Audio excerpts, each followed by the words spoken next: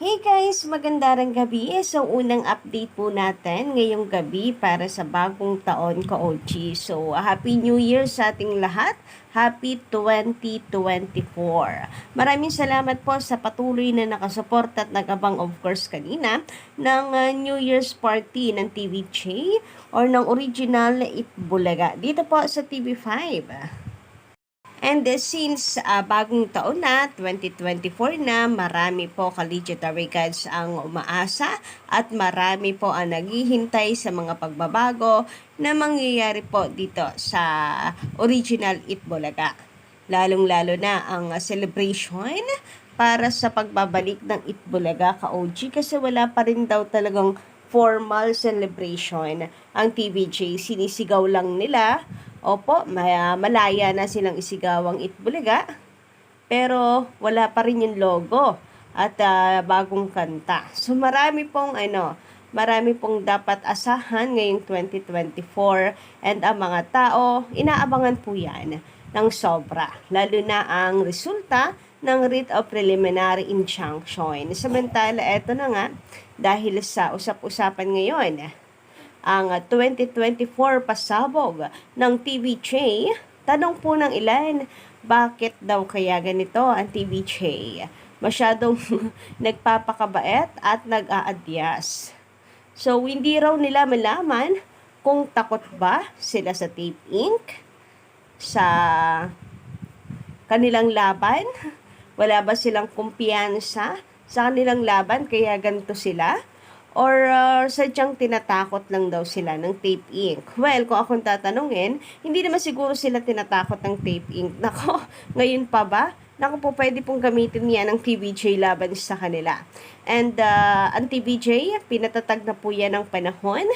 So, hindi na uubra yung ganyang strategy. Kung yan nga ang ginagawa sa kanila. Andyan din po si Attorney Buko. Alam po nila kung ano ang dapat nilang gawin. Plus, matapang din. Itong si Tito Sen, siya po ang tumatayo at simbolo ng katapangan ng TVJ para po sa kanilang laban na ito since siya po yung mas may alam sa batas kasi nga, dati po siyang senador, Senate President pa. So, kayo ba? Ano inyong say? Sabi kasi dito, ka-OG, unahin nga po natin itong pag-usapan na mula dito kay Vivo na all, Y11. Beke naman, paampo naman po ng biyaya. Chariza, hindi ko malaman kung takot ang TVJ sa halos-hos o tinatakot sila. Imposible po na takot ang TVJ sa Tape Inc. Ito nga, tumabot na po sila sa demandahan. Di ba?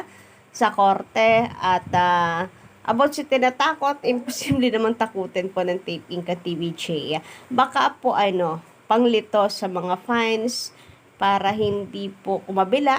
Alam niyo na, yan yung strategy ng mga halos-hos, ang ligawan ng pilit ang taong bayan. Pero yung takutin at tinatakot ang TVJ, imposible po ata yun. Vivo Y11. Kasi magagamit pa yan ang TVJ laban sa kanila.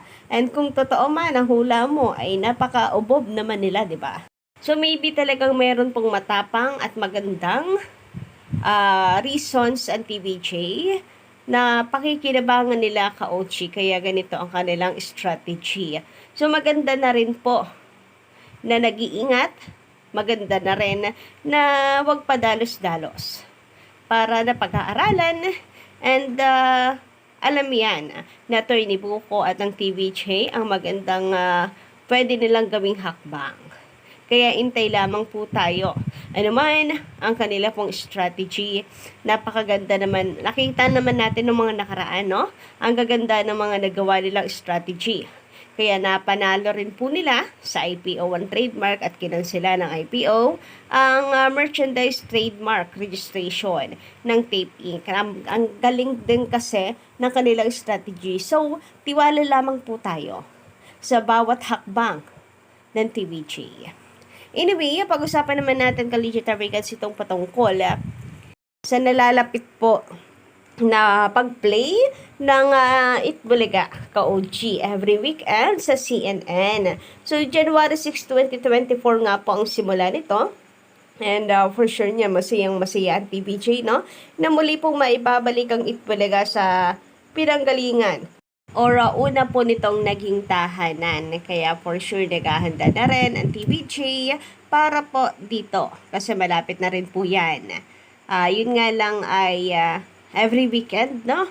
Pero okay na rin po yun. At least mas mapapalawak pa ka-OG ang coverage ng original Itbulaga because of CNN Philippines.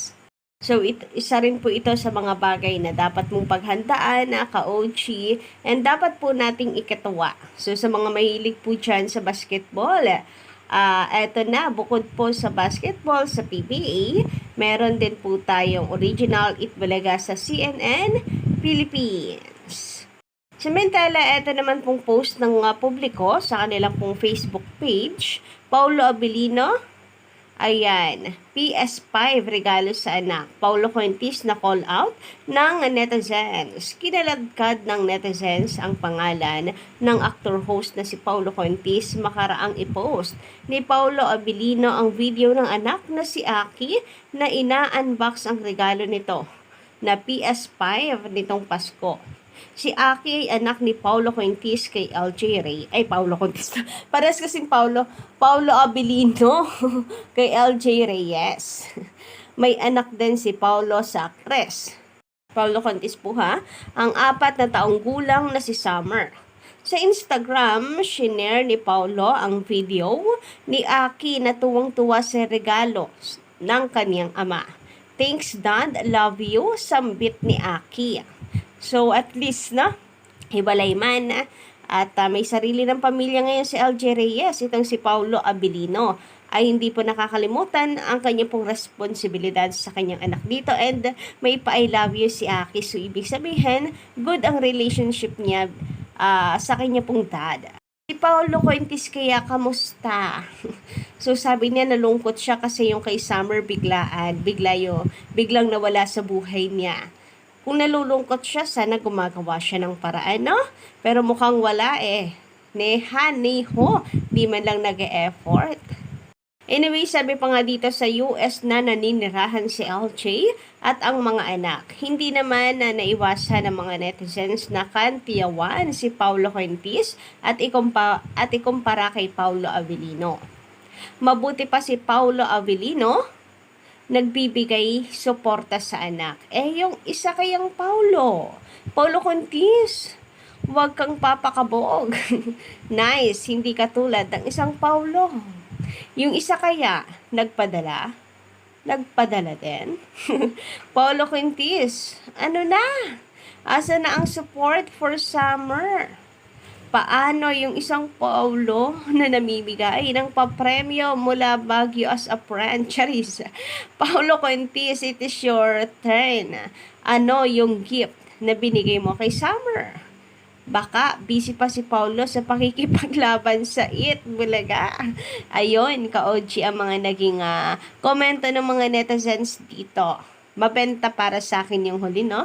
Busy kasi sa pakikipaglaban si Paulo Fuentes sa titulong Itbulaga na wala naman siyang karapatan at ambag. Dito, sa dugot laman niya, hindi man lamang niya maipaglaban.